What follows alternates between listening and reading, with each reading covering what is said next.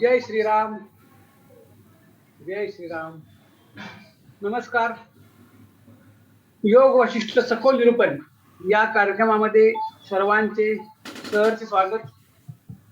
आज निरूपणाचा 17वा दिवस आहे. आदरणीय श्री यतीन जोशी सर यांना मी विनंती करतो की त्यांनी निरूपणाला सुरुवात करावी. श्री यतीन जोशी सर.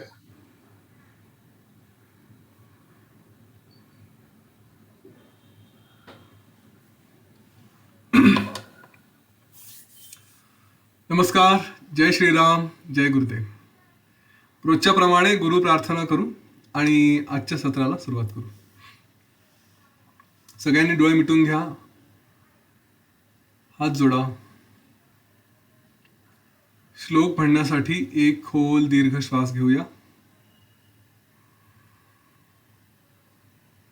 गुरुर्ब्रह्मा गुरुर्विष्णू गुरुर्देवो महेश्वरः गुरुः साक्षात् परं ब्रह्म तस्मै श्री गुरवे नमः. तस्मै श्री श्री गुरवे नमः.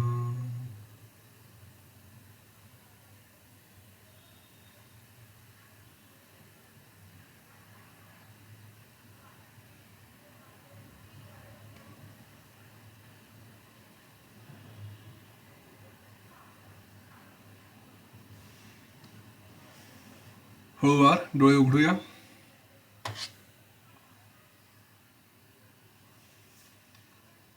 आज 17वा सेशन ना, 16 की 17वा सेशन, बरोबर.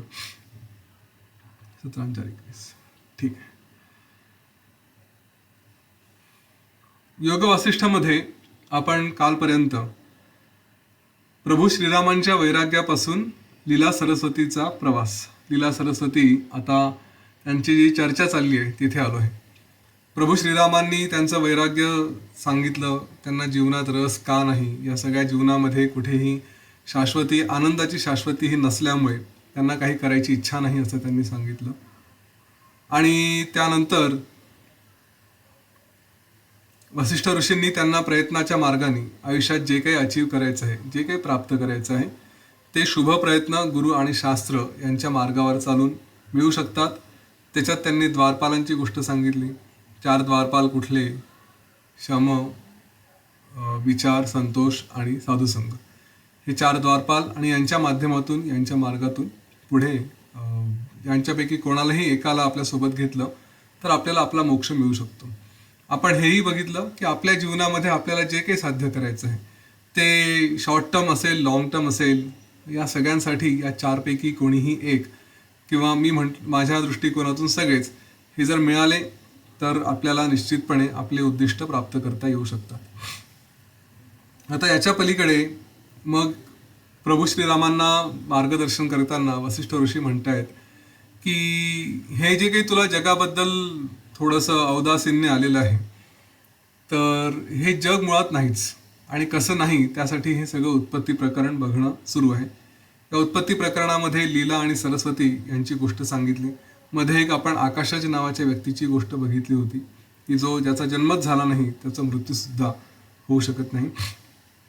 त्याचे कर्म नाही, कर्मामुळेच मृत्यू येतो. आणि हे पुढे स्पष्ट करताना मग वसिष्ठ ऋषी लीला आणि सरस्वतीची गोष्ट सांगतायत. त्याला मंडपाख्यान म्हणतात. मंडपाख्यानामध्ये लीला आणि पद्म हे पती पत्नी राजा राणी असतात आणि त्यांना लीलेच्या इच्छेप्रमाणे की आपल्या पतीचा मृत्यू झाल्यानंतर त्याचा जीव हा केवळ तिच्याच अंतर्गृहात राहावा, त्या घरातच राहावा, या इच्छेप्रमाणे ती सरस्वतीकडे वर मागून घेते. पद्मराजाचा म्हणजे लीलाच्या पतीचा मृत्यू झाल्यानंतर ती त्या वराप्रमाणे, त्या आशीर्वादाप्रमाणे बघते की आपल्या पतीचा दुसरा जन्म झालेला आहे, तिथे तो राजाच आहे. आणि कुठला जन्म खरा किंवा जे काही दृश्य बघितलं ते खरं की खोटं असे प्रश्न मनात पडल्यानंतर सरस्वती देवी तिला तिच्या मागच्या जन्मात पण घेऊन जाण्यासाठी सांगते. ती म्हणते तुझा मागचा जन्म असा असा होता आणि त्या जन्मामध्ये तुम्ही वसिष्ठ आणि अरुंधती नावाची पती पत्नी होते त्या जन्मामध्ये तुम्ही जे काही संकल्पना केली होती त्या तुझ्या पतीनी त्याला राजा व्हायचं होतं, तर तो आता राजा झाला आहे आणि हा तुमचा आत्ताचा जन्म आहे. अशा प्रकारे त्यांची चर्चा झाली.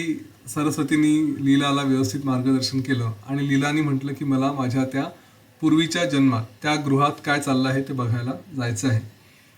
सरस्वतीने तिला म्हटलं की या साध्या जे शरीर आहे या स्थूल देहाने तुला काही जाता येणार नाही, त्यासाठी तुला सूक्ष्म देह धारण करावा लागेल. आणि सूक्ष्म देह धारण करायचा म्हटलं तर मग हा देह कदाचित तिथे तिने जी शंका आणली होती की हा देह राहील की सुटेल, तर म्हणे देह सुटेल. मुळात हा देहच हा मिथ्य आहे, हे शरीरच खोटं असल्यामुळे याच्यावरती तू जे प्रेम धरून ठेवलेलं आहे ते तसं त्याच्यामुळे तू सध्या जे खरं स्वरूप आहे ते समजू शकत नाही. खरं स्वरूप समजलं तर मग तुला असे अनेक शरीर अनेक जन्म झालेले आहेत, त्यापैकी तू कशावरती प्रेम ठेवायचं, कशावरती आस्था ठेवायची असा काही विषय करता येणार नाही. त्यामुळे शरीर आहे काय आणि नाही काय हा मुळात प्रश्नच येत नाही. अशा रीतीने त्या दोघीजणी त्यांनी सरस्वतीने लीलाला जो वर दिला त्याच्या मदतीने लीलानी मग पुढे असं ठरवलं की आपण आता आपल्या सूक्ष्म देहाने जायचं. तिने निर्विकल्प समाधी धारण केली. त्याच्यामध्ये जे ब्रह्माभ्यासी आहे, जे त्या पद्धतीचा अभ्यास करतात, ज्यांना मुक्ती हवी असते, तर ते कशा पद्धतीने स्वतःची मनाची अवस्था ठेवतात, कसे ते विचार करतात, ह्या सगळ्या गोष्टी आपण काल थोड्याफार प्रमाणात टच केल्या होत्या, त्यांना स्पर्श केला होता. ह्यानंतर लीला आणि सरस्वती ह्या दोघीही, लीला सरस्वती तर मुक्तच, तर ती आपली चिदाकाशात निघून गेली. लीला ही निर्विकल्प समाधीमध्ये बसली आणि त्याच्यानंतर तिने पण आपलं गृह सोडून आपलं शरीर सोडून ती सुद्धा चिदाकाशात पोहोचली. तिथे त्यांनी त्यांच्या संकल्पानुसार एका ठिकाणी भेटायचं ठरवलं. थोडी गंमत वाटते आपल्याला की दोन लोक या एवढ्या मोठ्या आकाशात कुठे कसे भेटत असतील आणि त्याचे डायरेक्शन्स काय, किती लॉन्जिट्यूड किती लॅटिट्यूड, कुठे भेटायचं, कारण आकाश तर सगळं मोकळं आहे ना, कोणत्या दिशेला जायचं. तर त्यांनी ते संकल्पांनी त्यांनी ठरवलं आणि त्याप्रमाणे भेटले आणि तिथे त्यांचे हे सूक्ष्म देह एक दुसऱ्यासमोर आले आणि यावेळी त्यांच्यात आपापसात जी चर्चा व्हायला लागली आणि त्यांनी जे दृश्य बघितले त्या सगळ्यांचं अतिशय सुंदर वर्णन इथे योग वासिष्ठमध्ये केलं आहे. तेवढ्या सखोल वर्णनात आपण जायची गरज नाही. खूपच विस्तार केलेला आहे त्या सगळ्या गोष्टींचा.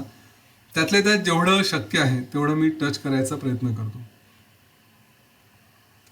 जेव्हा या भेटल्या तेव्हा सामान्य माणसाला असा प्रश्न पडू शकतो की कोण भेटलं, कारण सूक्ष्म देह म्हटल्यानंतर तर तो वायुरूप आहे. मग हे भेटले, बोलले, बोलायला तोंड कुठे, एक दुसऱ्याला बघायला डोळे कुठे, हे जे काही सूक्ष्म शरीर आहे यांचे इंद्रिय कसे, हे आपल्या मनात सहज प्रश्न येतात. मुळात जे मुक्त आहेत ते संकल्पाप्रमाणे काहीही करू शकतात. एक शरीर धारण करणं ही काही खूप मोठी गोष्ट नाही त्यांच्यासाठी.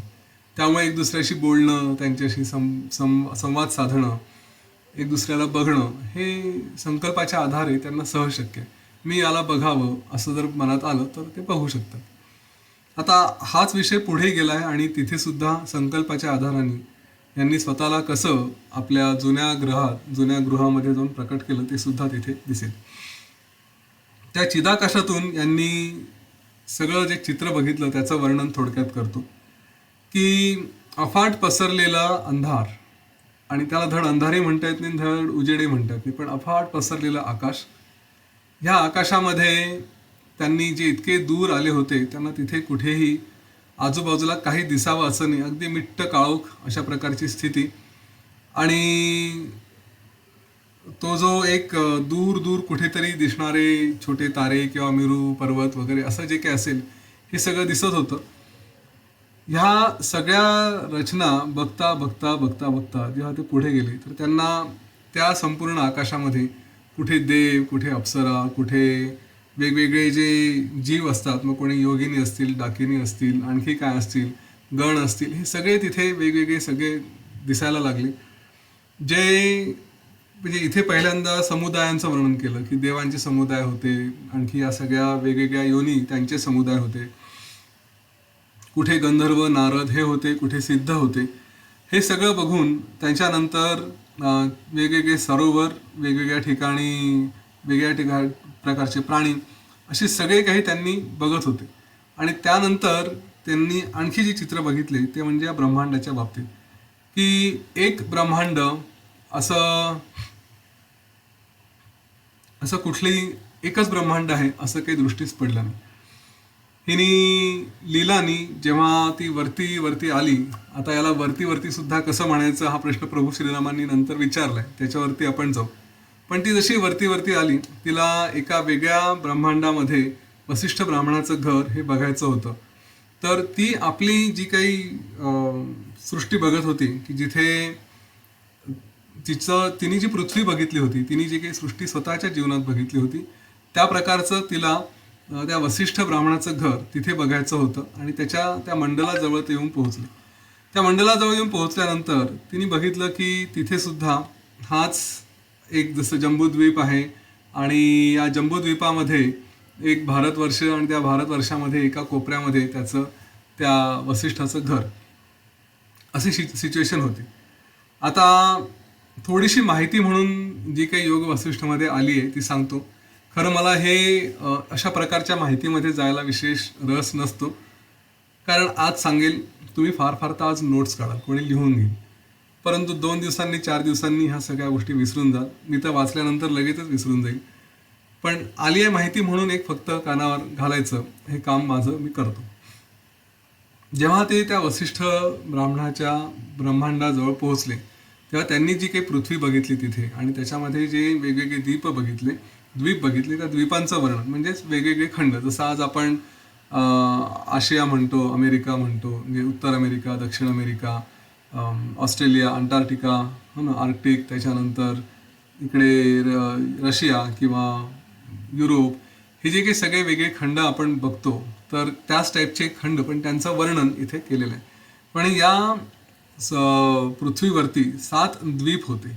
7 द्वीपांचं कुठलं होतं, जम्बूद्वीपाभोवती असे 7 त्यांनी वेगवेगळे 6 द्वीप सांगितले. जम्बूद्वीप म्हणजे हे आपलं, हे स्वतः आपण युजली याचा रेफरन्स जेव्हा पूजेमध्ये संकल्प वगैरे करतो त्यावेळेस याचा संदर्भ येतो की जम्बूद्वीपे भरतखंडे दक्षिणायने उत्तरायणे जे काही असेल, हो ना.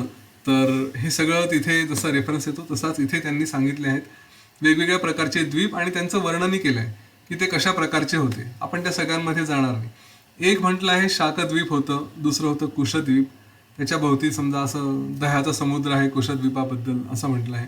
त्यानंतर क्रौंच, शाल्मली असे, आणि प्लक्ष आणि पुष्कर असे 7 द्वीप, जम्बूद्वीप 7वं, असे 7 द्वीप सांगितले होते.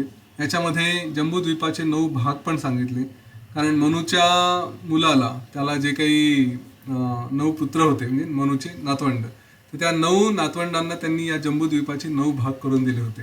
नाभी, किमपुरुष, हरिवर्ष, इलावृत्त, रम्यक, हिरण्यमय, कुरु, भद्राश्व आणि केतुमाल, अशी 7 नावं, अशी 9 नावं, अशा प्रकारचे हे 9 भाग त्यांनी केले होते. आणि हा सगळा सप्तद्वीपांचा विस्तार तिथे दाखवला होता, सांगितला आहे, वर्णन केलं आहे. ह्या सगळ्या याच्यामध्ये या ब्रह्मांडामध्ये त्याचं जे काही वर्णन आहे की ब्रह्मांडात काय आहे, कसं आहे, हे सगळं त्यांनी तिथे पुढे डिटेलमध्ये केलेलं आहे. आपण जेव्हा या सगळ्या गोष्टी बघू तर याच्यामध्ये आणखी डिटेलमध्ये किती लेयर्स, काय आवरणं आणि गुरुत्वाकर्षण वगैरे या सगळ्या कन्सेप्ट आपल्यासमोर इथे येतील.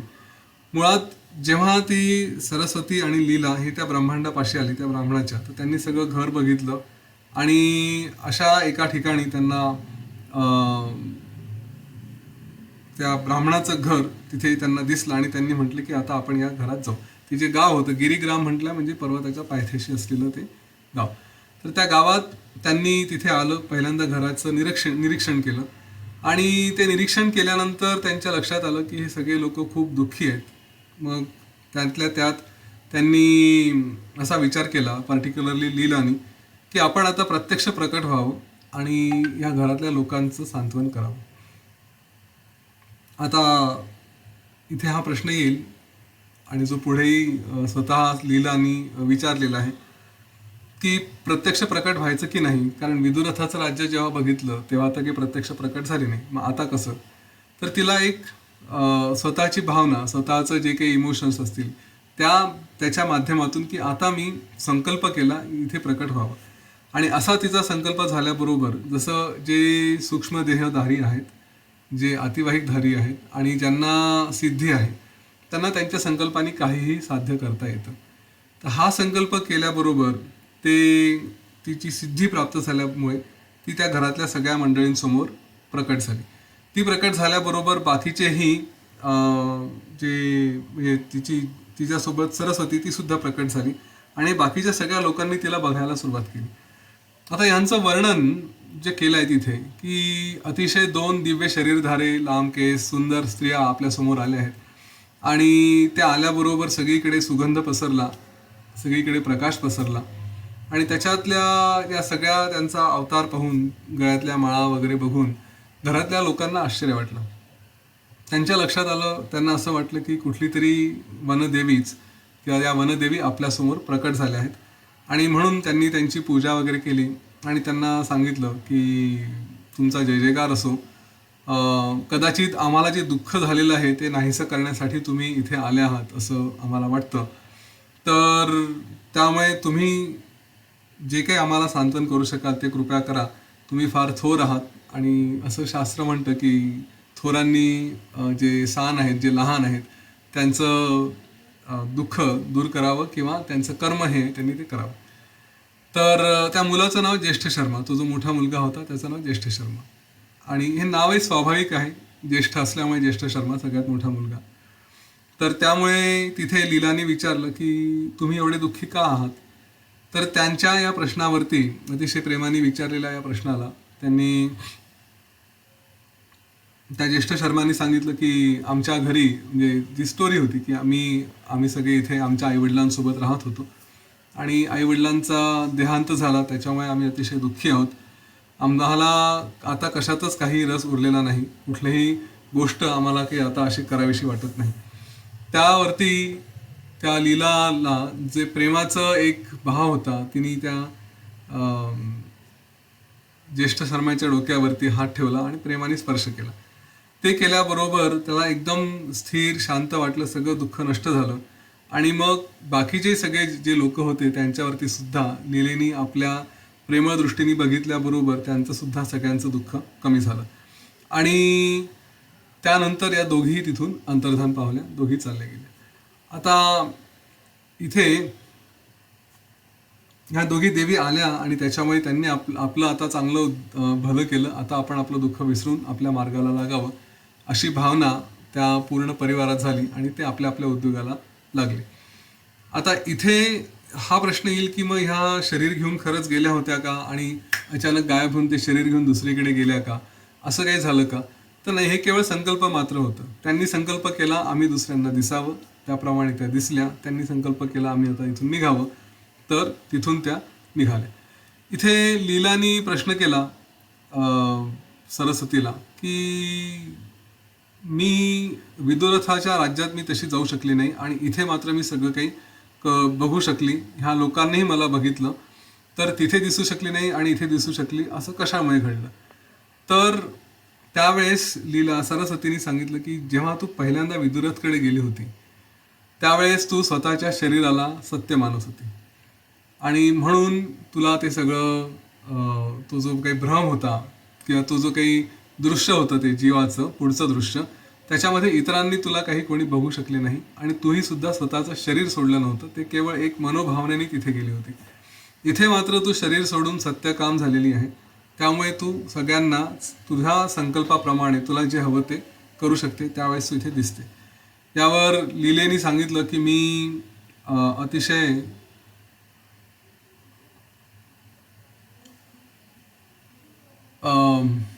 या 3 एवढ्याशा काळात एवढेसे हे जे 3 जन्म आहेत इथल्या इथे मी बघितले आणि माझा अनुभव असा आहे की आतापर्यंत मागचे मला असे कितीतरी जन्म हे आता आठवायला लागलेले आहेत.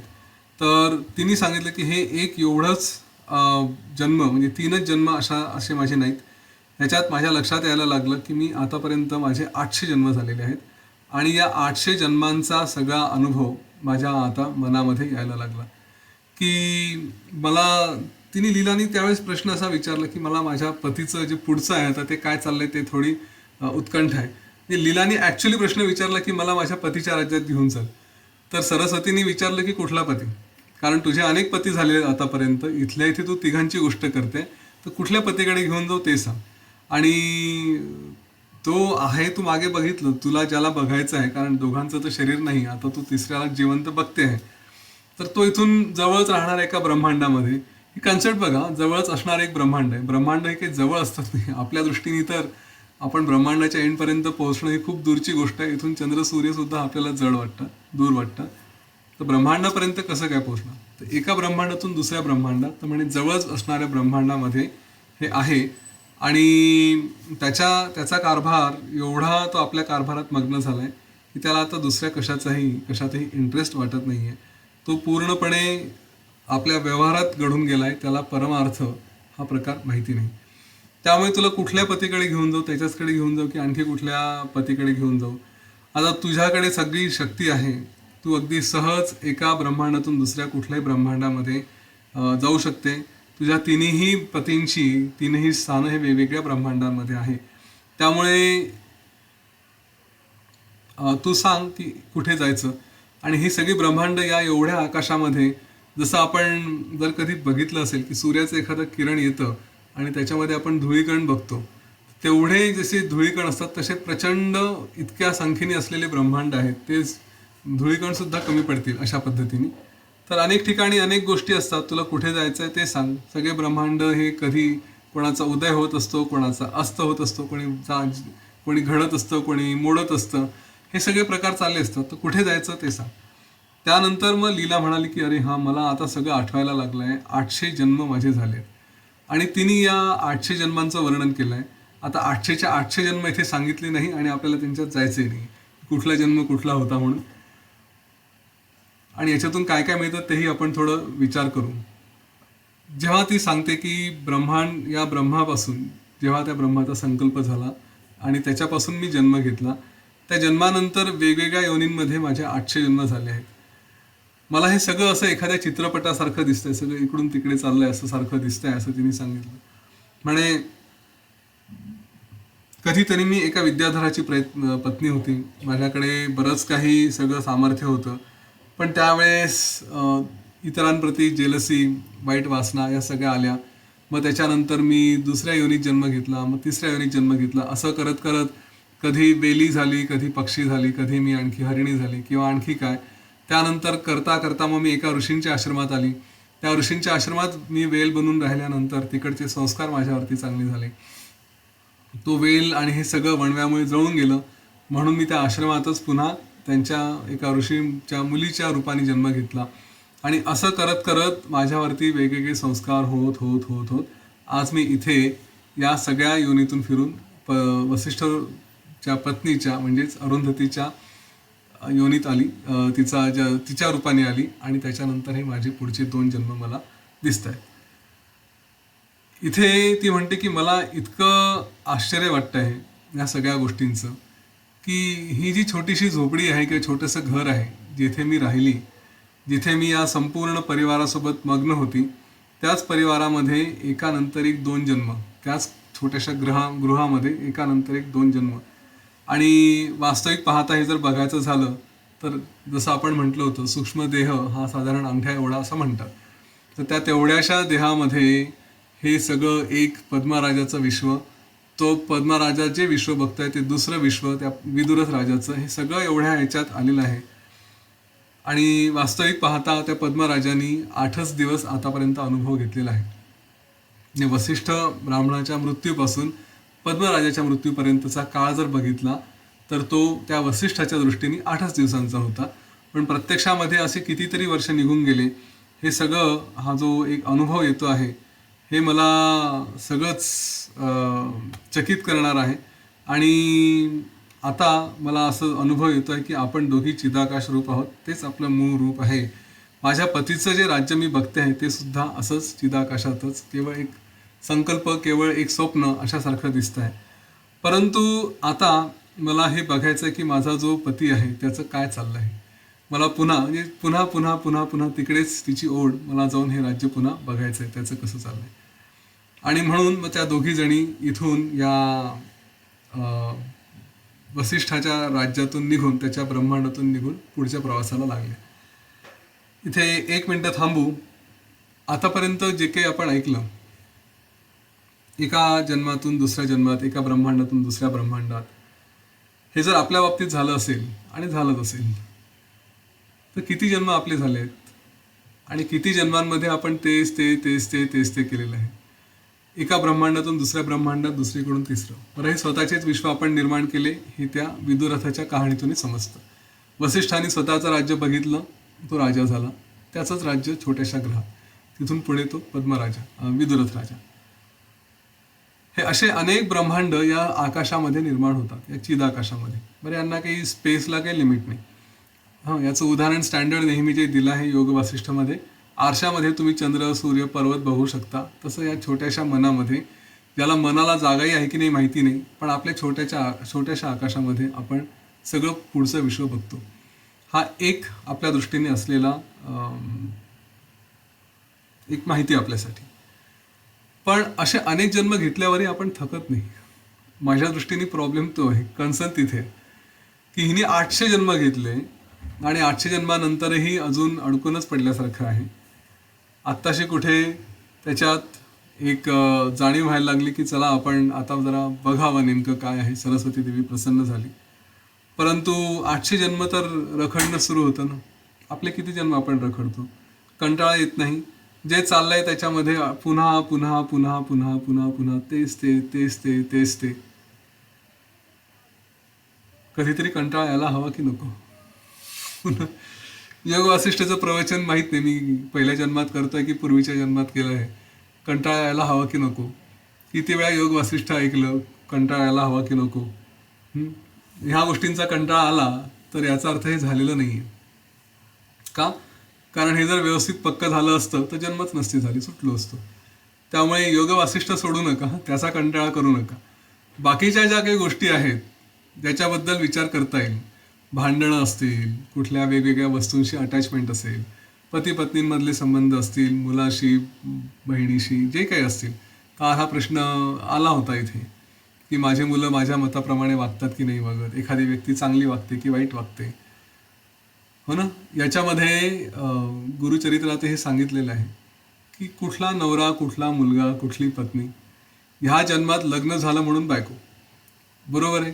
तोपर्यंत पत्नी नव्हतीच, ती कुठली तरी या पृथ्वीच्या एका कोपऱ्यात कुठेतरी असणारी कोणीतरी स्त्री होती. केवळ गाठ मारली गेली, मंगळसूत्र घातलं तुम्ही आणि काय मंगलाष्टकं म्हटले म्हणून पती पत्नी झाली. त्यामुळे तुम्ही एक दुसऱ्याला अटॅच. मुलगा सुद्धा जन्म झाल्यानंतर तुम्ही बाप किंवा आई आणि तो मुलगा, एवढा संबंध आला. बाकी तर काही संबंध नाही. कोण कुठे होतं माहीत नाही अगोदर आणि नंतर. ह्या आणि आतापर्यंत जर आपला दृष्टिकोन एवढा विशाल झाला असेल की 8 दिवसाच्या जीवनामध्ये एक संपूर्ण जीवन बघून झालं आणि त्याच्यानंतरचं दुसरं जीवनही सुरू झालं आणि त्याच्यातही काही वर्ष निघून गेले, तर हे आपलं जे जीवन आपण बघतो आहे किती छोटंसं आहे. कोणीतरी बघणारा त्याच्या दृष्टीने कितीतरी छोटंसं असेल, हो की नाही. मग असं जर आहे, ही जर स्टोरी आहे, तर कोणाला बांधून घ्यायचं, कोणाला अटॅच व्हायचं, हे प्रश्न मनात यायला हवे. मी माझं, हा एक अध्यात्मशास्त्रात नेहमी येणारा शब्दप्रयोग आहे, अहम मम. मी आणि माझं, अहम ममत्व, माझं सुद्धा. त्याच्या ममत्व म्हणजे माझ्यापणाचा जो भाव आहे त्या भावाबद्दल. तर ह्या सगळ्या गोष्टींमध्ये कशाला अटॅच व्हायचं. आपण आपलं कर्तव्य डेफिनेटली पार पाडायचं, कर्तव्यात चुकायचं नाही. केवळ हे सांगितलं मग कितीतरी जन्म झाले, कितीतरी जन्म UPSC दिली आहे आणि अजून क्रॅक होत नाही, असले विचार नाही करायचे. या जन्मात आपल्याला जे करायचं आहे ते करायचं आहे, ते प्रयत्न सोडायचे नाही, श्रेष्ठ व्हायचं आहे. न करून तरी काय साध्य करणार आहे, नाही का. त्यापेक्षा करून काहीतरी साध्य होईल, निदान वाटलं तर होईल. म्हणून तसे प्रयत्न करत राहणं आणि ज्या गोष्टी सोडायला पाहिजे त्या सोडणं, ह्या एका अनुभवावरून की बस झालं, खूप जीवन जगलो, अनेक वर्ष इथे फेऱ्या मारलेल्या आहेत, आता सुटायला पाहिजे, कंटाळा आला. ही जेव्हा आपण अशा प्रकारचं वैराग्य आणू, कारण आपल्याला श्रीरामांसारखं वैराग्य येणं हे सोपं नाही आहे. त्यांना आलेलं वैराग्य हे ज्ञानातून आहे. आपल्याला येणारं वैराग्य हे थोडंसं राजसिक, थोडंसं तामसिक असं असू शकतं. एक हा विचार केला की जग बस झालं, आता खूप फेऱ्या मारल्या, कंटाळा, तेच ते, आता सोडा. हा जेव्हा विचार करू तेव्हा कदाचित आपलं वैराग्य आणखी स्ट्रॉंग होईल आणि आणखी आपण पुढची पावलं टाकू शकतो. तर हा एक छोटासा संदेश या स्टोरीतून इथपर्यंत आलेला आहे की अनेक जन्म झाले, अनेक जन्मातून फिरले, आणि नको नको त्या गोष्टी केल्या तरीही साध्य काहीही झालेलं नाही. एक जन्म साध्य करायचा प्रयत्न करतो, अर्धवट राहतो, दुसरा जन्म, पुन्हा अर्धवट राहतो, पुन्हा तिसरा जन्म. या सगळ्या प्रकारातून बाहेर पडण्यासाठी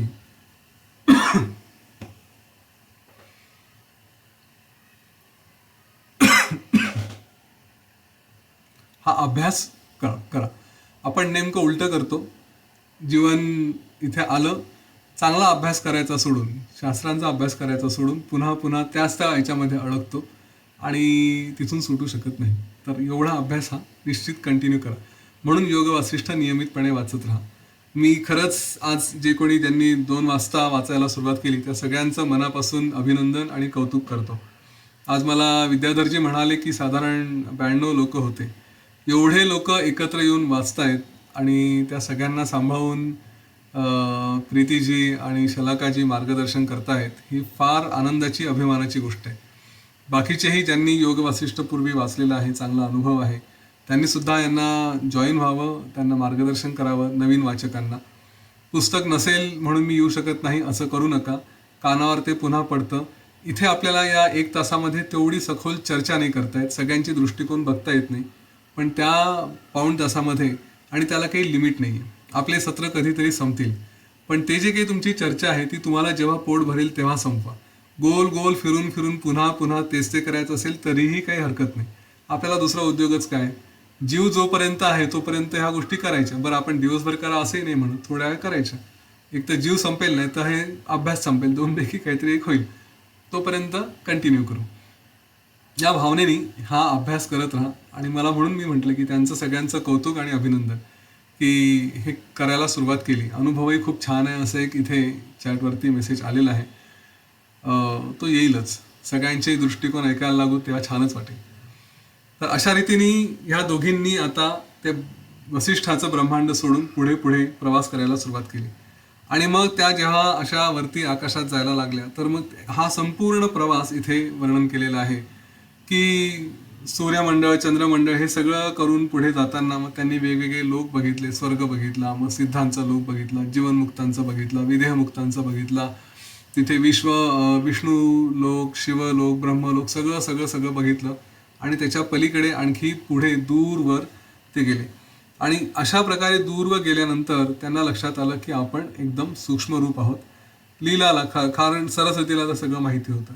आणि मग तिने जेव्हा खाली वाकून बघितलं की आपण कुठे आहोत, नेमकं आपली स्थिती काय आहे, कुठपर्यंत पोहोचलो आहे, तर तिच्या लक्षात आलं की तिने जेव्हा खाली बघितलं तर तिला ना तिथे चंद्र, ना सूर्य, ना पृथ्वी काहीही दिसत नव्हतं. या सगळ्यांच्या पलीकडे अतिशय दूर आलेली. आणि मग तिला एकदम बावरल्यासारखं झालं की हे मी कुठे आली, हे जे काही बघते आहे या ठिकाणी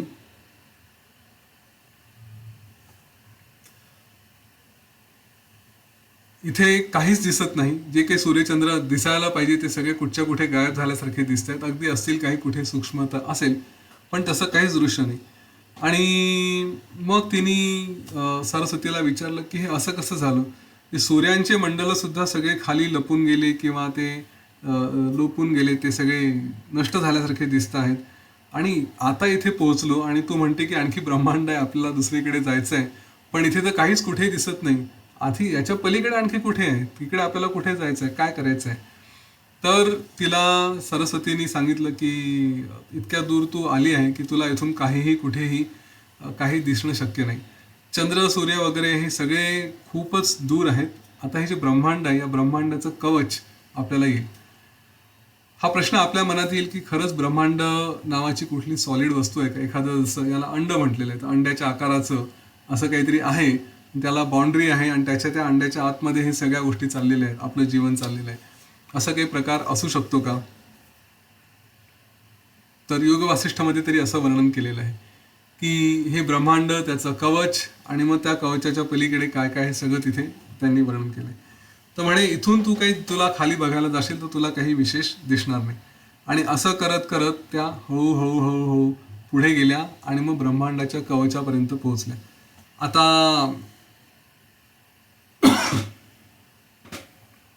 हे ब्रह्मांडाचं कवच पुन्हा एका गोष्टी बाबतीत सावध करेल. हे सगळं वर्णन आपल्या कामाचं नाही आहे. ओके, किती इंटरेस्टिंग वाटलं, काही वाटलं, आपण त्या ब्रह्मांडाच्या कवचाला फोडून जाऊ शकत नाही. आपल्याला त्याच्यापर्यंत जाण्याची काही गरज नाही. ते किती दूर आहे, किती जवळ आहे, काय आहे की नाही, आणि आपल्याला काहीही फरक पडत नाही. सेशन झाल्यानंतर आपल्याला जेवण करायचं आहे. काही जणांचा स्वयंपाक आता सुरू असेल, काही जणांचं जेवणही सुरू असेल व्हिडिओ कॅमेरा बंद करून. मला माहिती आहे सगळ्या गोष्टी होतात, काही फरक पडत नाही. रोजची जी मारामारी आहे ती आपल्याला पुढे न्यायची आहे. कशी न्यायची आहे? मन शांत ठेवून. मग हे ब्रह्मांड आणि त्याच्यानंतरचे आवरणं वगैरे यांचा काही फायदा आहे का आपल्याला? तर माझ्या दृष्टीने तरी इमिजिएटली असा काही फायदा नाही. पुढे कदाचित काही थोडं ज्ञान झालं तेव्हा झाला तर झाला, आत्ता मात्र काही नाही. तर आपण आहे योग वासिष्ठात आलं, त्याचा आदर करून हा सगळा संदर्भ समजून घेऊ, एक माहितीसाठी उपयोगात येईल. तर इथून पुढे त्या बाहेर पडायला लागल्या. त्यांनी सूक्ष्मरूप धारण केलं होतं, त्याच्यामुळे हे कवच आणि ह्या सगळ्या गोष्टी असं काही तिला कठीण गेलं नाही. सूक्ष्मरूपाने ते सगळं सोडून पलीकडे जायला लागलं. आणि मग इतकं अंतर ते सगळं पुढे अनंत आकाश. तर त्याचे वर्णन केले आहेत की एका बाजूनी गरुड अतिशय वेगाने जायला लागला, तरी कितीही कल्पांचे अंतर पार केले तरी तो जाऊ शकत नाही. शिव किंवा रुद्र किंवा विष्णू हे अगदी 2 टोकांवरून धावत आले तरी ते याला एका ठिकाणी एकत्र येऊ शकत नाही. इतकं अनंत आकाश, असे वेगवेगळे त्याचे वर्णन केले आहेत. केवळ साहित्यिक भाग आहे, आपल्याला त्याच्यात काही विशेष जायचं नाही. रामाने फक्त एक प्रश्न केला या ठिकाणी, आणि त्यांनी विचारलं की हे जे काही सगळं अमर्याद आहे, तर मग इथे यात खाली वर वगैरे अशा संकल्पना आल्या कुठून? तुम्ही म्हणाले की लीलानी खाली बघितलं, म्हणजे खाली म्हणजे कसं काय? कारण एक एम्प्टी स्पेस आहे, त्या एम्प्टी स्पेसमध्ये खाली वर अशा कल्पना येऊ शकत नाही. तर त्यांना वसिष्ठ ऋषी सांगतात की हे बरोबर आहे, हे सगळा मायेचा खेळ आहे. या मायाच्या खेळामध्ये इथे जे काही असतं ते त्या मायेच्या खेळामुळेच आपल्याला दिसतंय, आणि त्याच्यामध्ये आपण त्याला सत्य मानतो, त्याच्यात वेगळं काही नाही. परंतु त्या सत्य मानण्यामुळे तिथे जे काही बघतोय ते त्यांचे पदार्थांचे गुणधर्म, त्यांचं जे काही वागणं असेल हे सुद्धा ईश्वराने जसं नेमून दिलं तसंच आहे. त्याच्यामध्ये काहीही बदल होत नाही. मी किंवा तू किंवा आणखी कोणी आपल्या मर्यादित बुद्धीने जर काही विचार करायला लागलो, काही आपण सिद्धांत मांडले, तर ते चुकीचे ठरण्याची सुद्धा शक्यता आहे. कारण आपली कल्पना ही या ब्रह्मांडाच्या, या विश्वाच्या निर्मितीच्या पलीकडे जाऊ शकत नाही. ते जे काही आहे ते आपल्या पलीकडे, आपल्या कल्पना या मर्यादित आहे. आता तू इथे जे वर खाली हा सगळा जो प्रकार म्हटला, तर हा केवळ एक सापेक्ष आहे. सापेक्ष म्हणजे रिलेटिव्ह, एकाच्या दृष्टीने दुसरं. आणि त्याच्यावर त्यांनी एक उदाहरण दिलं, आणि इथेच गुरुत्वाकर्षणाचा भाग आला की जिकडे तुमची ओढ स्वाभाविकपणे असायला हवी. जसं पृथ्वीवरती आपण आहोत, तर पृथ्वीवरती आपल्या दृष्टीने खाली, पण जो भाग आपल्या दृष्टीने खाली आहे तो अमेरिकन माणसाच्या दृष्टीने वरती असेल. आज माझ्या दृष्टीने सूर्य खाली, आता रात्रीचे 8:30 झालेले आहेत, 8:40 होत आले आहेत, तर माझ्या दृष्टीने पृथ्वी खाली, सूर्य खाली आहे, पण अमेरिकन माणसाच्या दृष्टीने तो वरती आहे. हे काय? तर म्हणे इथे ही जी कल्पना आहे की असं इमॅजिन कर की एक गोल अधांतरी धरलेला आहे, आणि त्या गोलावरती अनेक प्रकारच्या मुंग्या आहेत. ह्या मुंग्या जशा फिरत असतात, तर काही मुंग्या वरती असतील, काही मुंग्या खाली असतील. वरच्यांच्या दृष्टीने खालचा भाग कुठला झाला? हा. खालच्याच्या दृष्टीने खालचा भाग कुठला झाला? हा. त्यांना वर काय आहे, तर जिकडे गुरुत्वाकर्षण आहे त्याच्या अपोजिट वर, आणि जिकडे गुरुत्वाकर्षण आहे तिकडे खाली. ही गुरुत्वाकर्षणाची संकल्पना त्यांनी इथे मांडलेली आहे. ते म्हणतात की त्याच्यामुळे हे जे ब्रह्मांड आहे, आणि या ब्रह्मांडाच्या भोवती जे काही कवच आहे, जे काही वेगवेगळे त्यांनी त्याला काय म्हणतात आवरणं सांगितलेले आहेत, तर ते आवरणं सुद्धा हे धरून कसे राहतील हा जो प्रश्न पडला आहे. तर पृथ्वीवरती सुद्धा पाणी कसं काय धरून राहतं? एवढा मोठा समुद्र आहे, प्रचंडच्या प्रचंड समुद्र, ते पाणी पडत का नाही पृथ्वी फिरत असताना? हो ना, आपण आता इथे वरती आहोत, पृथ्वी उलटी झाली खाली गेली की ते पाणी खालच्या खाली का पडून जात नाही? हा प्रश्न आपल्याला यायला हवा. तर ते जसं गुरुत्वाकर्षणाने धरलं आहे, तशा ब्रह्मांडाच्या भोवतीचे सगळे आवरण हे सुद्धा गुरुत्वाकर्षणाने, म्हणजेच त्या ब्रह्मांडाच्या आतल्या भागाला पृथ्वीकडे ओढत असतात. आता योग वासिष्ठ, मूळ योग वासिष्ठमध्ये यांचं वर्णन आणखी डिटेलमध्ये दिलं आहे. मी थोडक्यात ते सांगतो की या ब्रह्मांडाच्या भोवती, हे ब्रह्मांडाचं कवच जे म्हटलं आहे, याच्या पलीकडे मोठं पाण्याचं, जलाचं आवरण आहे, आणि हे जलमय आवरण त्यांनी कितीतरी योजने दूर वगैरे असं त्याचं वर्णन केलेलं आहे. त्याची जी जाडी म्हटलेली आहे ती सगळ्या बाजूनी या ब्रह्मांडाला धरून ठेवलेलं ते जलाचं आवरण. ह्या जलाच्या आवरणाच्या पलीकडे, त्याच्या पलीकडे आहे अग्नी. आता जेवढं जलाचं आवरण त्याच्यात 10 पट अग्नीचं तेज. त्या तेजाचं जेवढं आवरण आहे त्याच्या 10 पट वायू, आणि जेवढं ते वायूचं आवरण आहे त्याच्याही 10 पट 10 पटीने पलीकडे आकाश, आणि या आकाशाच्या पलीकडे चिदाकाश. असं हे ब्रह्मांडाचं सगळं कवच, त्याचं आवरण, हे सगळं इथे मूळ योग वासिष्ठमध्ये वर्णन केलं आहे. आपल्या कामाचं याच्यातलं काही नाही, आपण तिथपर्यंत पोहोचू शकत नाही, जास्त टेन्शन घेऊ नका. ठीक आहे, आपल्याला आपल्या रोजच्या व्यवहाराकडे जायचं, पुन्हा थोड्या वेळाने जेवण बघायचं. तर हे सगळं जेव्हा वर्णन केलं याच्यात योग वासिष्ठमध्ये, आणि मग प्रभू श्रीरामांना हे जे गुरुत्वाकर्षणाचा विषय आहे योग वासिष्ठमध्ये, मी मागे म्हटलंय की विज्ञान सुद्धा आलेलं आहे. तर योग वासिष्ठ त्यांनी इथे या सगळ्या गोल आणि त्याच्यामध्ये असणारं आकर्षण, या सगळ्या गोष्टी इथे त्यांनी सांगितल्या. थोडासा विज्ञानाचा एक रेफरन्स द्यायचा होता म्हणून मी तात्पुरतं सांगितलं. आता या चिदाकाशात गेल्यानंतर त्यांनी जे काही सगळं जग बघितलं, अनेक प्रकारच्या सृष्टी, अनेक प्रकारचे ब्रह्मांड, ह्या त्याचं इतकं सविस्तर वर्णन केलेलं आहे. मला जेवढं शक्य होईल या वेळात तेवढं मी करतो. या संपूर्ण प्रकारामध्ये कित्येक ब्रह्मांड, आणि आपण जेवढं वाईल्ड इमॅजिनेशन करू शकतो, आपली क्रिएटिव्हिटी जेवढी असेल, मी तुम्हाला एक मोठा कॅनव्हास दिला आणि त्याच्यावर म्हटलं की ज्या ज्या प्रकारचे ब्रह्मांड तुम्हाला काढायचे त्या त्या प्रकारचे काढा, त्याच्यापेक्षाही वेगळी व्हेरायटी तिथे प्रत्यक्षात आहे. तर अनेक ब्रह्मांड हे निर्माण होत होते, काही ब्रह्मांड जस्ट सेटल झाले होते, तयार झाले होते, अजून सृष्टीची निर्मिती व्हायची होती. काही ब्रह्मांड हे त्यांच्यावरती सगळी उथलपुथल चालली होती, ते नष्ट व्हायला आले होते. काही ब्रह्मांडामध्ये नष्ट होण्याची तयारी झालेली होती, परंतु तिथल्या प्राणीमात्रांना कोणालाही काही नाही, ते आपल्या आपल्या उद्योगात मग्न होते. त्याच्यानंतर इथे हे जे काही ब्रह्मांड होते, या ब्रह्मांडांवरची जी काही सृष्टी होती, त्या सृष्टीचं सुद्धा वर्णन इथे केलेलं आहे. की काही ठिकाणी तुम्ही जे म्हणाल ते सगळं वर्णन तुम्हाला सापडेल. की काही ठिकाणी फक्त प्राणी होते, काही ठिकाणी फक्त माणसं होते, काही ठिकाणी काहीच नव्हतं, काही ठिकाणी पाणी नव्हतं, काही ठिकाणी जंगल नव्हतं, काही ठिकाणी तुम्हाला वायू नव्हता, काही ठिकाणी अग्नी नव्हता, पंचमहाभूते सगळ्या ठिकाणी होते असं नाही. हे सगळं का? तर हे सगळं यासाठी की या प्रत्येक ब्रह्मांडाचा निर्माता हा एक एक एक एक एक एक वैयक्तिक जीव होता. त्या त्या जीवानी जे जे करायचं ते ते केलं. काही ठिकाणी ब्रह्मांडाचा निर्माता याला स्वतःला तो रुद्र समजत होता, काही ठिकाणी ब्रह्मांडाचा निर्माता हा विष्णू होता, पालन करणारा हा ब्रह्मदेव होता, संहारक करणारा ब्रह्मदेव होता. ही जी काही सगळी पॉसिबिलिटी आहे, काही ठिकाणी इंद्र हा त्याचा पालक होता. हे सगळे काही इथे संभावना जी असू शकते, ज्या ज्या लेवलला ती ती इथे आलेली आहे.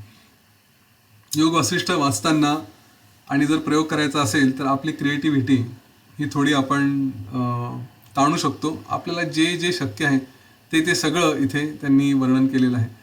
आणि ह्या अशा अनंत कोटी ब्रह्मांडाचे सगळे आश्चर्यकारक देखावे बघत ह्या लीला राणी आणि सरस्वती ह्यांनी ह्या सगळ्या आवरणं पलीकडे करून त्या आता त्या मूळ जो राजा होता, विदुरथ राजा, त्याच्या ब्रह्मांडापर्यंत आल्या.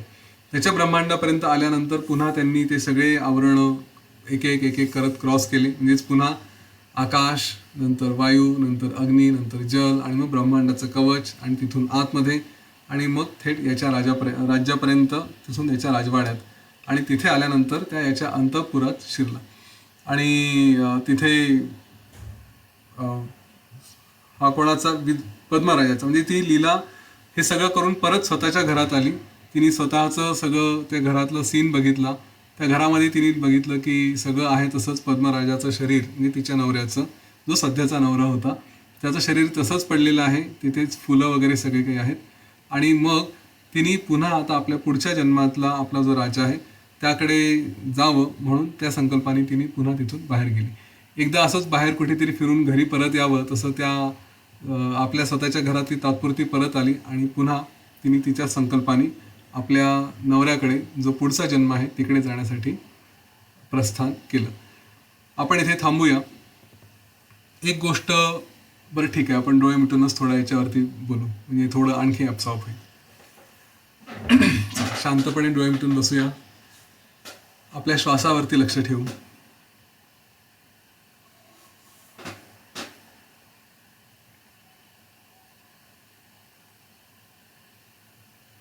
संपूर्ण शांततेचा अनुभव घेऊ.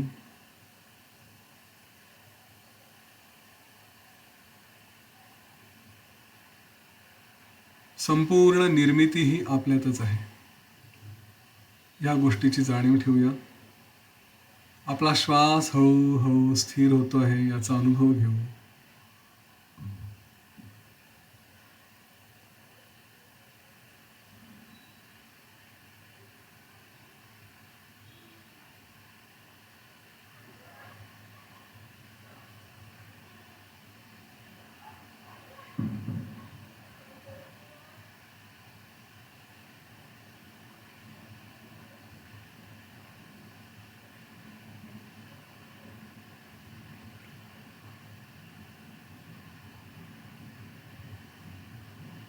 ही जी काही ब्रह्मांड आहेत, ही जी काही निर्मिती आहे, ही जी काही निर्मिती आणि विध्वंस किंवा नाश, हे सगळं आपल्या आतच चाललेलं आहे.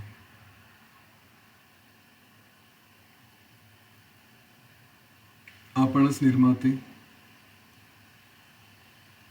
आपणच नाश करते.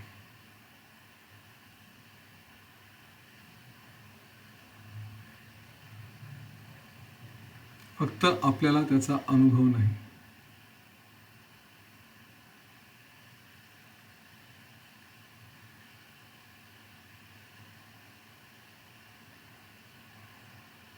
आपण मुद्दाम करतो आहे असंही नाही.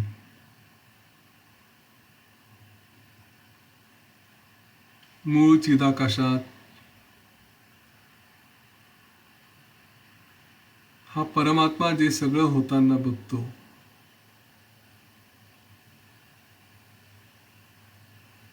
कशानेही त्याच्यावर परिणाम होत नाही, तो आहे तसाच राहतो.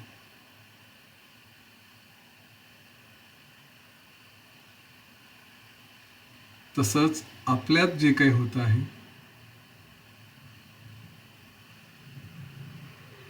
त्याला तटस्थ भावनेने बघून आपलं जे मूळ स्थिर स्वरूप आहे त्या स्वरूपाला जाणून घ्यावं.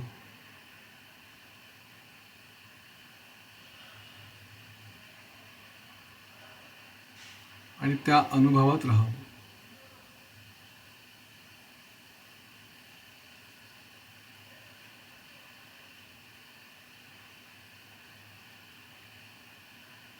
कितीही जन्म झाले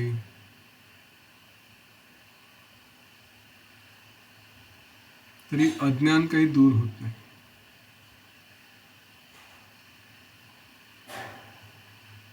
ज्ञानाची ओढ ही कायम ठेवावी.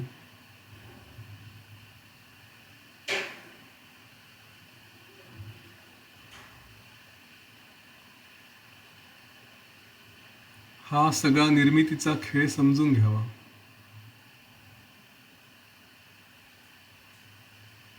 कधीही न संपणारा हा खेळ आपण किती दिवस खेळत राहायचा.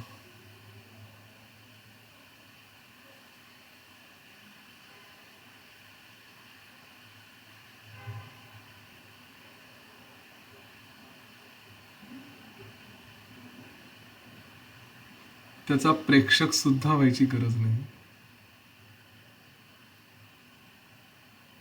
जसं कुठे काहीतरी चाललं आहे आणि आपण त्याच्यापासून अनभिज्ञ आहोत, अनअवेअर आहोत, तसं स्वतःमध्ये राहावं. हे निर्मितीचे आणि नाशाचे खेळ चालूच राहतील.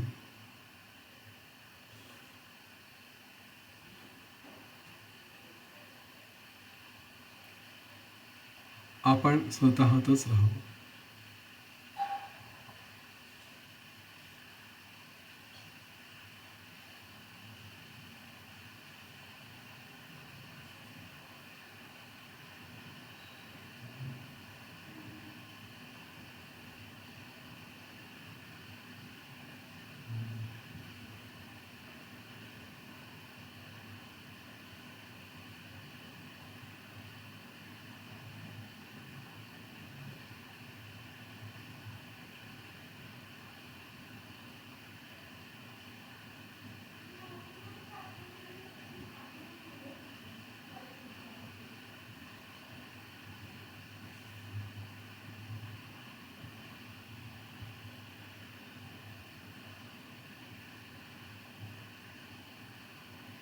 ओम गुरवे नमः.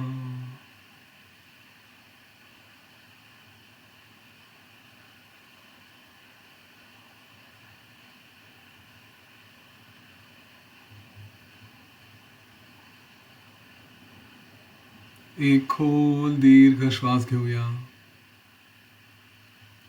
आणि सोडून देऊ. स्वतः प्रती सजग होऊ.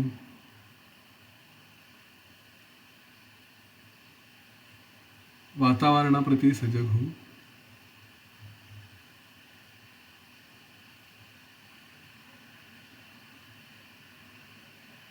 हळूवार आपले डोळे उघडूया.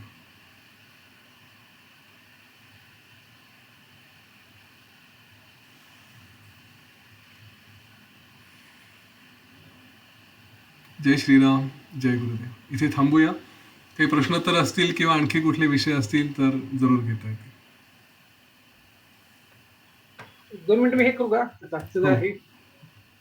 जय श्रीराम. आजपासून आपण यतीन सरांनी सांगितलंच आहे की सामूहिक योग वशिष्ठ ग्रंथ वाचन दुपारी रोज 2-3 यावेळेस आज सुरू केले आहे. मी सांगायला अत्यंत आनंद होत आहे की जवळपास 92 जण आज या कार्यक्रमाला उपस्थित होते. आपले सध्या दिवसभरात 7 सेशन सुरू आहेत. ओके, तुम्ही सर्व ग्रुपमध्ये मेसेज टाकलेलंच आहे. थोडक्यात सांगतो मी. 7 ते 8 सकाळी योगा प्राणायाम ध्यान, 8 ते 8:30 गीता पठण, दुपारी 2 ते 3 योग वशिष्ठ वाचन, 3 ते 3:30 योग निद्रा ध्यान, 3:30 ते 4 गीता पठण, संध्याकाळी 5 ते 6 परत योगा सेशन आणि रात्री 8 ते 9 आपलं हे सध्या चालू आहे ते योग वशिष्ठ ग्रंथ निरूपण. तर सर्व सेशन मोफत आहेत. जास्तीत लोकांना हा मेसेज पाठवा. जास्तीत लोकांपर्यंत आपल्याला पोहोचायचे आणि सर्व सेशन जॉईन होण्यासाठी एकच लिंक आहे. झूमची लिंक एकच कॉमन आहे. त्यामुळे सर्वांनी जेवढे सेशन जमतील तेवढे नक्की जॉईन करा. योगा करा, प्राणायाम करा, ध्यान करा, योग निद्रा करा, वाचनाचं दुपारच्या सेशनला करा. संध्याकाळीच आपण जॉईन करतोय. जर कोणी आपल्या ग्रुपमध्ये जॉईन नसेल त्यांनी ग्रुपमध्ये जॉईन होण्यासाठी मला मेसेज करा. ग्रुपमध्ये असेल तर बाकीची माहिती मिळते. ओके, तर सगळ्यांनी नक्की या सर्व सेशनचा फायदा घ्यायचा आहे. जास्तीत लोकांपर्यंत आपल्याला योग वशिष्ठ पोहोचवायचे. त्याच्याबरोबर स्वतः आपण योगा प्राणायाम ध्यान पण करायचं आहे. ओके, जय श्रीराम.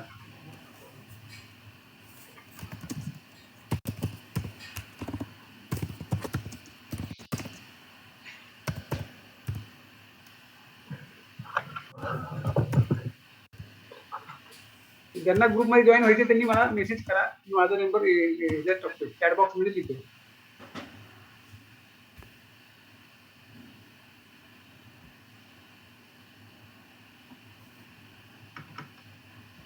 हा धनंजय.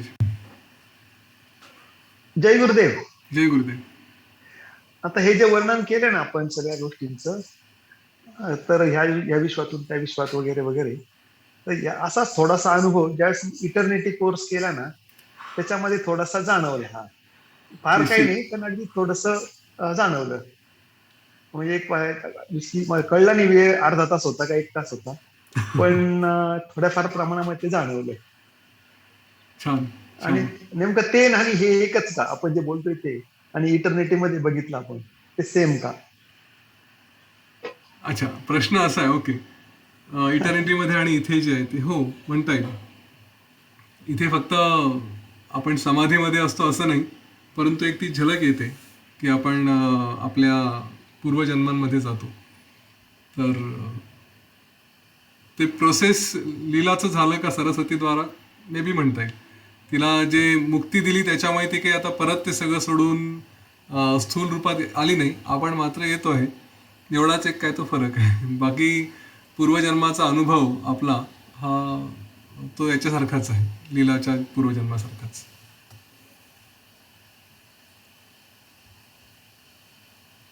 हा वीणाजी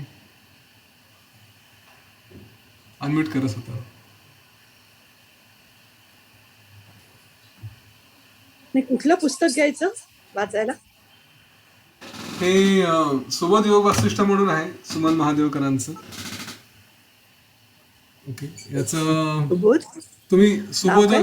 सुबोध योग वासिष्ठ. हा तुम्ही राहायला कुठे हा. आहात? दादर बरं. दादरला मुंबई. दादरला कदाचित मिळेल, नाहीतर मग तुम्हाला हवं असेल तर हे कुरिअर करतील कारंजकर. हा चालेल, कुरिअर केलं तर बरं होईल. त्यांना मी तुम्ही पैसे कॉन्टॅक्ट करा. पाठवून देतो. त्यांना कॉन्टॅक्ट करा. कोणाला त्यांचा करू? विद्याधर कारंजकर त्यांचा मोबाईल नंबर इथे दिलेला आहे. चॅट बॉक्स मध्ये नंबर दिलाय माझा. हां, किंवा मला बरं करायचं बरं असेल तर चालेल. मलाही संपर्क करा. माझे मोबाईल नंबर देतो. हो चालेल, थँक्स.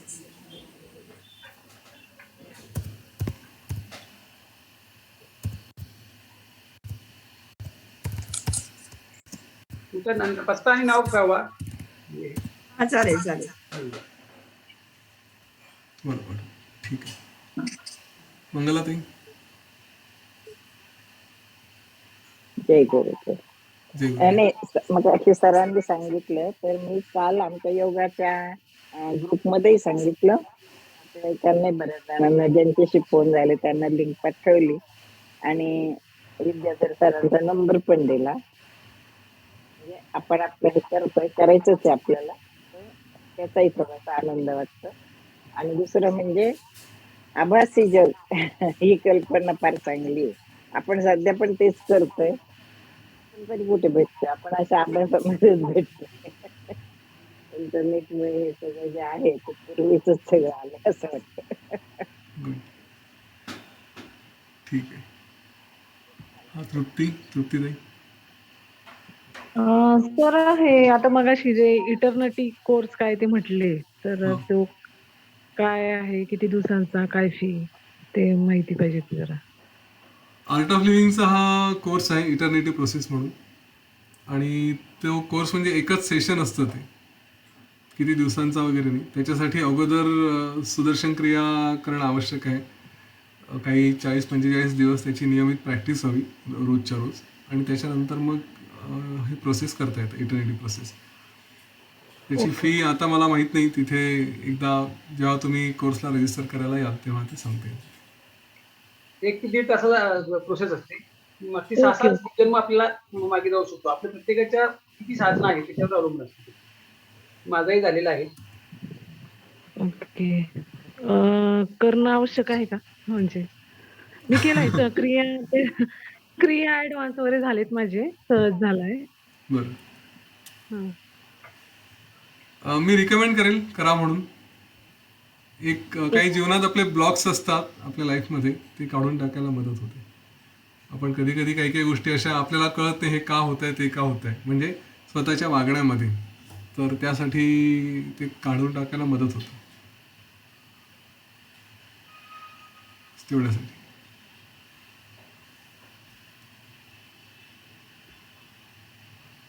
गीताजी अनम्यूट करा. सर मला म्हणजे योग वैशिष्ट्याबद्दल कुठला प्रश्न नाही विचारायचा आहे, पण आज ग्रुपमध्ये एक मेसेज आला होता, एका लेडीजचा होता. त्या उत्सुक आहेत, त्या ऐकतात सेशन वगैरे. म्हणजे आजचं त्यांनी योग वैशिष्ट्य जॉईन केलं होतं, पण त्यांच्याकडे पुस्तक नाही आणि महत्वाचं म्हणजे ते पुस्तक घेण्यासारखी परिस्थिती नाही. तर असा मेसेज होता तो. सर अशा म्हणजे एवढी जर इच्छा असेल आणि पुस्तक म्हणजे परिस्थिती वगैरे नसेल, तर आपण कॉन्ट्रीब्युट वगैरे करून, ही पण एक सेवाच आहे, असं करू शकतो का? करू. आम्हाला त्यांचं नाव नंबर द्या, त्यांना पुस्तक मिळेल. त्यांना जेवढं देणं शक्य आहे तेवढं द्यावं, बाकीचं आम्ही सोय करू. आहे, माझ्याकडे नंबर आहे. ग्रुपमध्ये आला आहे. मी करतो. करू. कॉन्टॅक्ट करतो त्यांना. पण सर कॉन्ट्रीब्युट करायचं असेल तर म्हणजे किमान आम्हालाही सांगा, आम्हीही खारीचा वाटा करू. तुम्हाला द्यायचं असेल तर डायरेक्टली तुम्ही द्या. पण मी कॉन्ट्रीब्युशन हा प्रकार म्हणजे मी विद्यार्थ्यांनाही नाही म्हटलेलं आहे. ज्यांना द्यायचं आहे त्यांनी स्वतःकडून द्यावं, नाहीतर आम्ही देऊ शकतो. पण इथे एक फंड गोळा करा आणि त्याच्यामध्ये कॉन्ट्रीब्यूट करा असला प्रकार नाही करायचा. सर मला असं नाही म्हणायचं की कुणालाही म्हणजे मलाही एवढे सगळे जमणारे नाहीयेत किंवा दुसरं कुणालाही जमणारे नाहीयेत असं व्हायला नको, म्हणून मी फक्त सजेशन केलं, दुसरं नाही. काही बरोबर नाही. आहे. कॉन्ट्रीब्युशन लागलं तर डेफिनेटली मागू, त्याप्रमाणे करता येईल. पण तुम्हाला सध्या जे ही होईल, योग्य एका दुसरी वाटेल केस ते मॅनेज होऊन जाईल, असं कठीण नाही. हा तेच ना, कारण त्यांच्यापासून सुद्धा बऱ्याच जणांना म्हणजे त्या लिंक पाठवतील किंवा त्यांच्याकडून ही सेवा घडेल, पण ही महत्वाची होती म्हणून मी फक्त सजेशन केलं, मला दुसरं काही नाही. नाही आलं लक्षात मला. म्हणजे माझं काही त्याच्याबद्दल निगेटिव्ह हे नव्हतं. एक फक्त पावित्र्य राखावं त्या काही काही आर्थिक व्यवहारांचं म्हणून कॉन्ट्रीब्युशन वगैरे हा सगळा प्रकार आम्ही अवॉइड करतोय. तुम्ही आणखी एक दोघांशी वैयक्तिक बोलून केलं तर ठीक आहे, पण मी आणि कारंजकर आम्हाला कुठे मध्ये इन्व्हॉल्व्ह करू नका, अशी एक सगळ्यांना विनंती राहील. म्हणजे काय आय मीन कळलं नाही मला सर. करू पैसे नका तुम्हाला म्हणजे? द्यायचे असतील, समजा आता आणखी कोणी अबकड आहे त्या लोकांशी आपापसात बोलून तुम्हाला जर 200 रुपये 100 रुपये असं कॉन्ट्रीब्युट करून इंडिपेंडंटली केलं तर मला काही हरकत नाहीये, तुम्ही करू शकता. परंतु माझ्याकडे किंवा विद्याधरजींकडे पैसे दिले आणि आता तुम्ही कॉन्ट्रीब्युट करा, इकडून कॉन्ट्रीब्युशन घ्या आणि मग करा, तर तो व्यवहार मॅनेज करता येत नाही. कारण अनेक लोकांचे पैसे येतील. मी फक्त एक आवाहन केलं की चला कॉन्ट्रीब्युशन फंड करू, तर अनेक लोक 50, 100, 200, 500, 1000 काय द्यायचे ते देतील. पण तो व्यवहार मग पुढे आम्हाला टिकवता येते, त्याचं मॅनेजमेंट कठीण जातं. त्यामुळे आम्ही आमच्याकडे पैसे घेणार नाही, जे काही असेल ते ओके, म्हणजे जर परस्पर करायचं असेल तर आम्ही 4 चौघीत बोलून करू हो शकतो. परस्पर करू शकता, काही हरकत नाही. ठीक आहे सर, थँक्यू. उमाजी,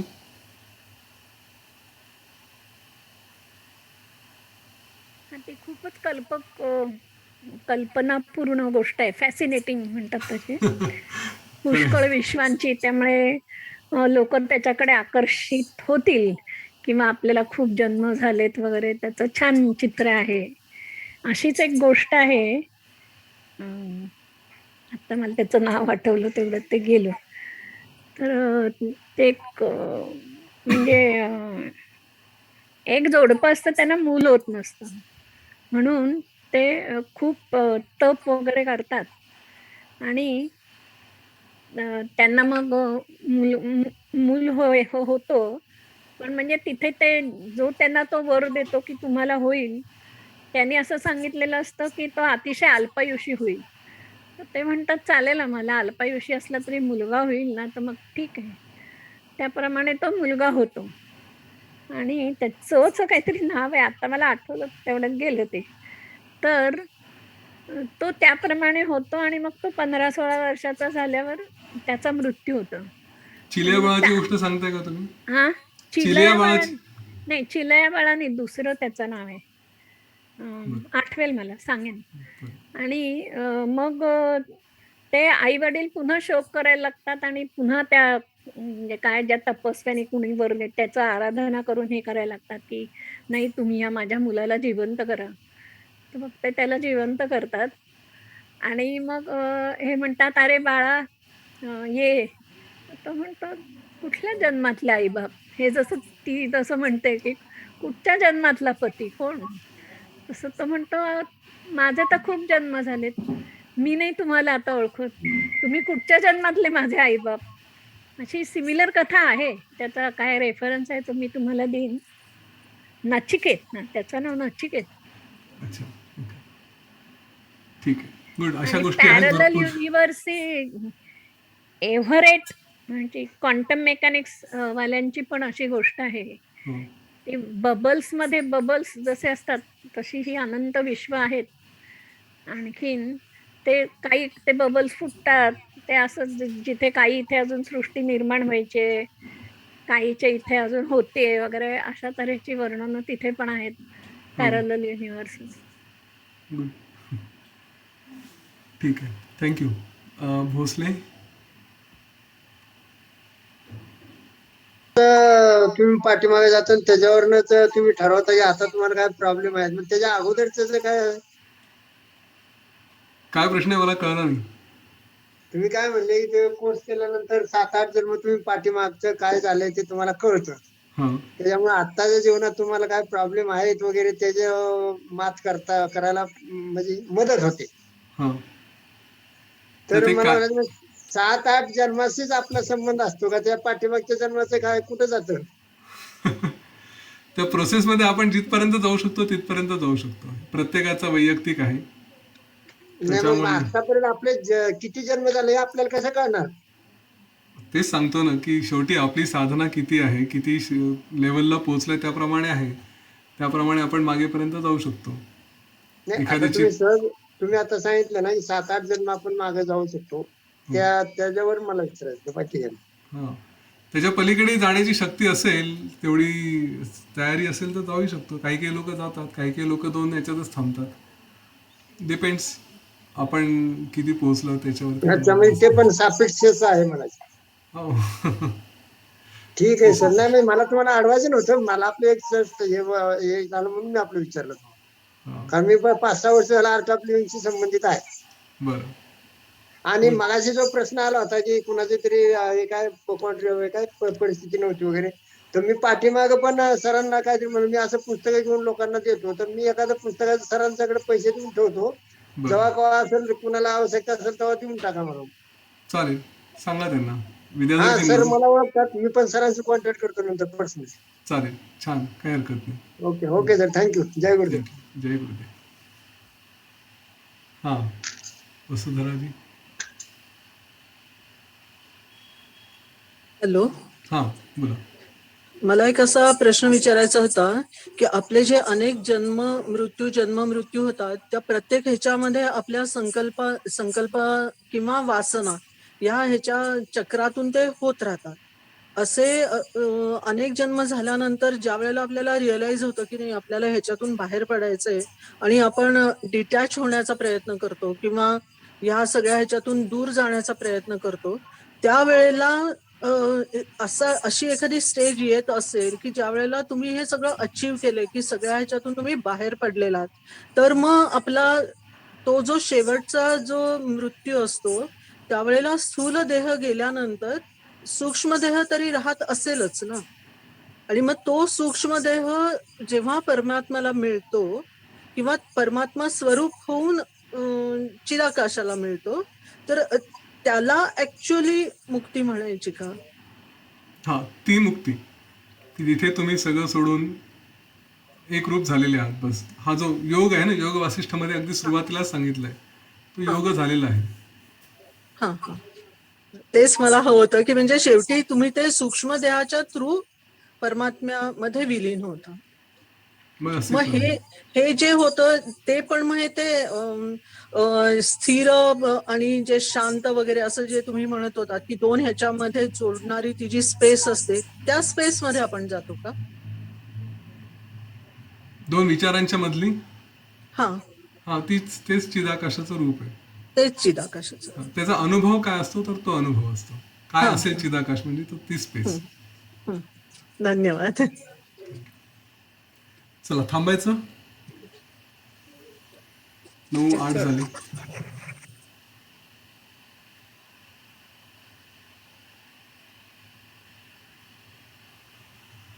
चला 9:09 झाले. आपण उद्या पुन्हा कंटिन्यू करू. तोपर्यंत धन्यवाद. जय गुरुदेव. जय श्रीराम. जय श्रीराम.